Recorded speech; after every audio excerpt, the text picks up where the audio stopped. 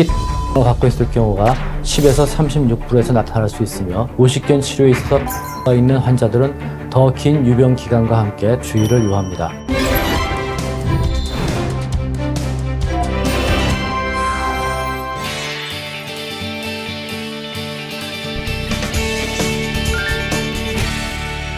오십견은 중년에 흔히 나타나는 어깨 질환으로 극심한 통증과 어깨의 움직임이 제한되어 삶의 질을 크게 떨어뜨리게 됩니다. 만약 만세 자세가 안 된다면 오십견을 의심해보고 빠르게 진료를 받아야 하는데요. 특별한 외상력 없이 관절 부위에 통증이 심해지며 관절 운동이 제한됩니다. 흔히 야간통이 발생하는 경우가 많고 관절 운동 범위는 거의 모든 방향으로 제한이 일어나게 됩니다.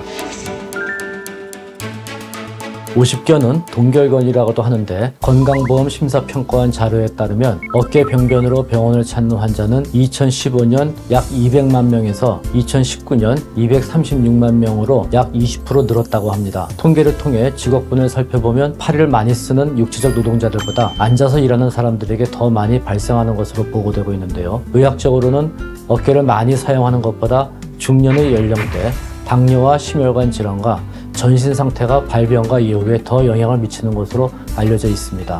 특별한 원인 없이 시작된 동결건을 특발성으로 구분하고 심혈관 질환, 뇌혈관 질환, 당뇨 혹은 갑상선, 유방암 치료 등의 전신 질환으로 호발되는 경우를 속발성으로 구분하기도 합니다. 오십견의 원인과 증상은 환자의 대부분은 특별한 이유 없이 서서히 증상이 시작되어 병원을 찾게 되며 내과적인 질환으로 시술을 받거나 또는 갑상선 또는 유방 등에 대한 외과적 수술 이후에 증상이 발생하여 협진을 통해 정형외과를 방문하는 경우도 흔합니다. 특히 당뇨병을 갖고 있을 경우가 10에서 36%에서 나타날 수 있으며 오십견 치료에 있어서 당뇨가 있는 환자들은 더 긴 유병 기간과 함께 당뇨의 조절 정도에 주의를 요합니다. 오십견은 여러 각도의 수동적 운동 시 심한 통증을 호소하며 수동운동 범위의 감소로 머리 빗질을 하기 힘들다든지 아니면 얼굴을 씻기가 힘들다고 하며 선반 위의 물건을 잡기가 힘들다고 호소하면서 시작이 됩니다.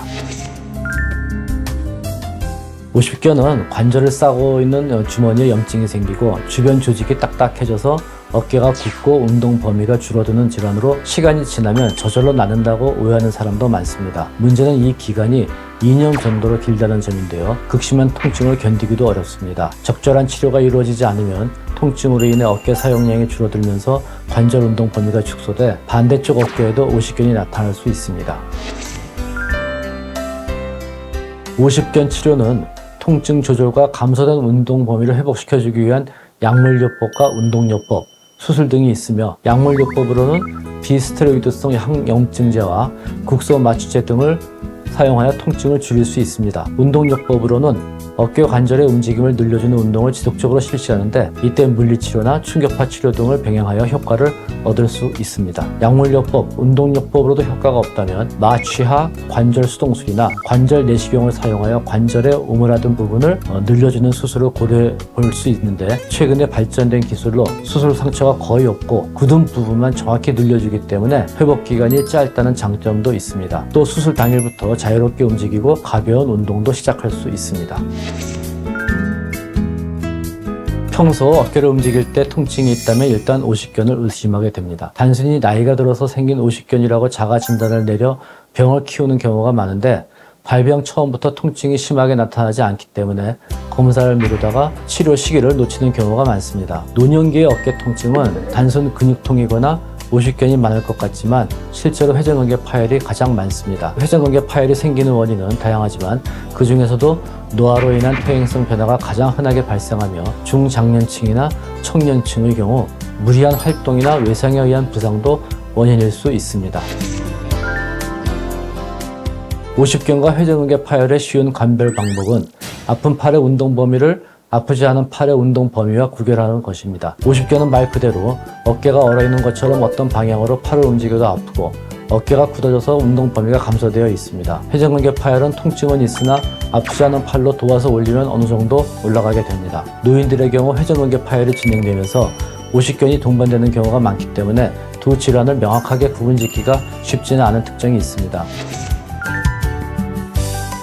회전근개 파열이 되었다고 해서 무조건 수술적인 치료 방법을 선택하지 않고 부분적인 파열의 경우에 진통소염제, 근육이완제 등의 약물 치료와 인대 강화 주사, 운동치료 등 다양한 비수술적 치료를 진행하나 완전히 힘줄이 끊어진 경우에는 끊어진 인대를 봉합하기 위해 수술이 필요합니다. 최근에는 관절 내시경을 이용하여 간단하게 수술을 진행하기 때문에 절개 부위가 작아 주변 조직의 손상이 적고 감염의 위험이 줄며 회복이 빠른 장점이 있어 빠른 일상으로의 복귀가 가능합니다. 증상이 있는 회전근개 파열을 치료 없이 방치하면 파열의 범위가 점차 커지게 되고 힘줄이 약해져 수술을 해도 재파열의 가능성이 높아지는 등 예후가 좋지 않을 수밖에 없습니다. 그러므로 조기 진단과 조기 치료가 무엇보다 중요하며 이상이 있다고 느껴질 때 반드시 전문의를 찾아서 상담을 받아 방치하지 말아야 합니다.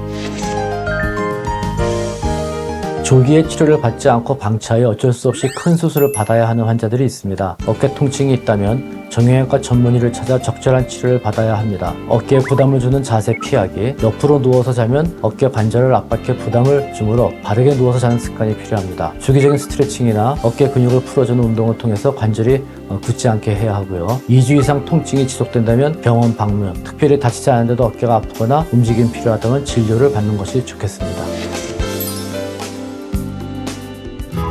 근로자가 업무와 관련 없는 질병과 부상으로 경제활동이 어려울 경우 소득 걱정 없이 치료에 집중할 수 있도록 지원하기 위해 상병수당 시범사업을 추진합니다. 지원 대상은 건강보험 직장가입자, 고용산재보험 가입자, 자영업자로 1단계 대상 지역은 경기 부천, 경북 포항, 서울 종로구, 충남 천안, 전남 순천, 경남 창원이고 2단계 대상 지역은 대구 달서구, 경기 안양, 경기 용인, 전북 익산입니다. 상병수당 지원 대상자로 선정될 경우 하루 47,560원을 최대 150일까지 지원받으실 수 있습니다.